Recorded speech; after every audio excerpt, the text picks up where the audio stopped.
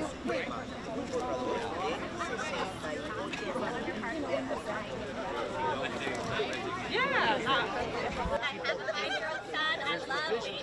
all have children, and you're not going to tell my daughters what they're going to do with their bodies. That's right. I'm thankful it was leaked.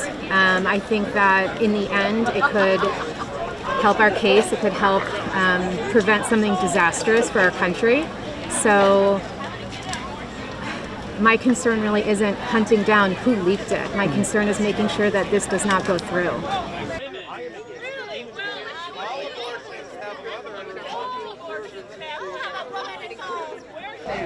It wasn't the leaker's place to release that document. That is the responsibility of the justices, which have been voted on, confirmed, placed in those positions. And so it was a great upset in authority, and I believe that there does need to be strict repercussions on the leaker.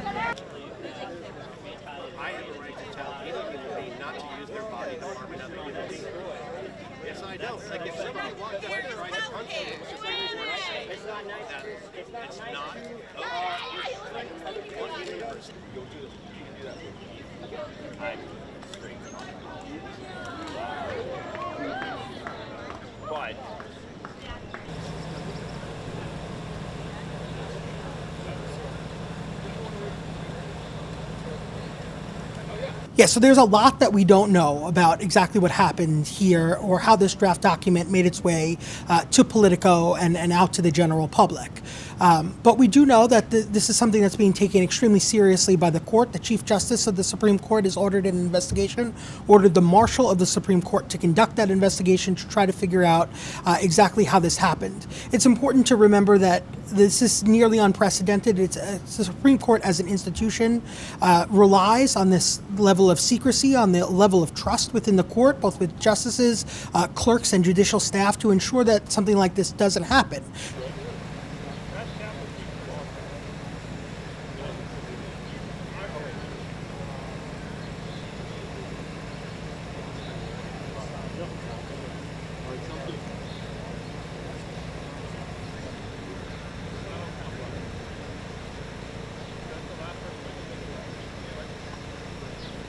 So there's a dispute over whether or not there actually is a federal crime that was committed. The kind of key section of law here that is debated is a section of law that deals with the theft of government property. And generally, under Justice Department guidelines, the theft of government property by someone who generally has access to it and is disseminating it for information to the public is not a prosecutable crime under DOJ guidelines.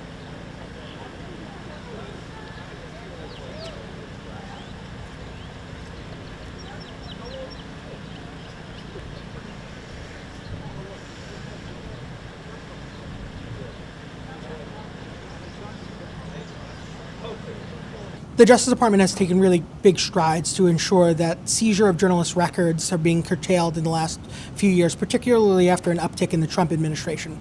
Attorney General Merrick Garland had ordered federal prosecutors not to use compulsory process, so subpoenas or warrants to obtain information specifically from journalists and leak investigations.